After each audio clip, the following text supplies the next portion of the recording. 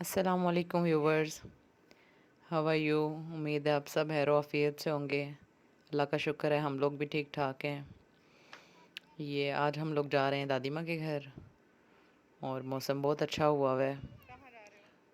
मगरिब की अज़ान हो गई है और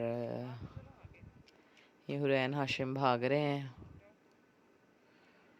ऐसा लग रहा है कि बारिश आएगी। देखिए अब क्या बनता है। और ये साथ ही ईदगाह है। हम लोग पहले दादी माँ के घर ही रहते होते थे। उसके बाद फिर अब काफ़ी टाइम हो गया, आई थिंक 20-25 साल, 20 साल तो ही 15 साल तो हो ही गए होंगे हम लोग के यहाँ से गए हुए। तो ये इस मोहल्ले की ईदगाह है। मोहल्ले की समझ लो या पूरे एरिए की। वैसे ही हम लोग के इधर मोहल्ले में थी, तो काफ़ी इसका एरिया है। और ईद पे तो इस पे इतना रश होता है कि नमाजी बाहर भी सफ़ों पे होते हैं या सफ़ों के बगैर भी। इतनी ये फुल भरी भी होती है। और वो सामने पहाड़ी पे लाइट ऑन है। कभी कभार हम लोग वहाँ भी घूमने जाते हैं और मज़ा आता है, एंजॉय करते हैं।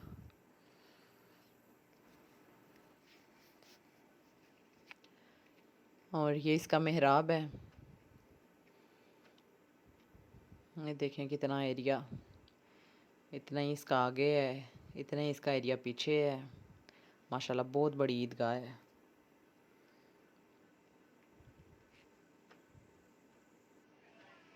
और ये वही बात हुई जिसका डर था कि बारिश बहुत तेज़ स्टार्ट होगी, बहुत ही आंधी तूफ़ान। और यहाँ पे आम का पौधा है तो उससे ज़्यादा ही वो उसके पत्ते बहुत ज़ोर से बजते हैं एक दूसरे के साथ, और उससे तो बहुत ही ज़्यादा शोर होता है। खैर मज़ा भी आ रहा था लेकिन डर भी लग रहा था जब बिजली इतनी ज़ोर से चमक रही थी और फिर इतनी उसकी गरज थी।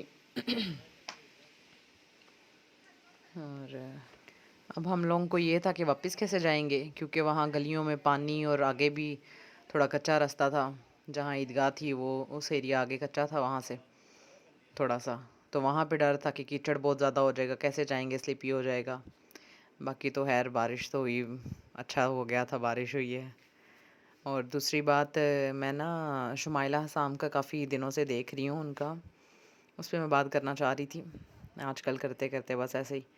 तो जैसे उसने एक एलिगेशन हसाम पे ये लगाया कि वो उसने कहा था मुझे हिजाब मैंने अपनी मर्ज़ी से नहीं उतारा, उसने कहा था उतारने का। अच्छा बात है कि अगर उसने कहा था तो अभी तो वो नहीं ना, वो तो जैसे ही फिर उसके घर से निकली है उसको तो दोबारा ले लेना चाहिए था, लेकिन वो नहीं ले रही। तो इससे क्या प्रूफ होता है कि उसने कहा था?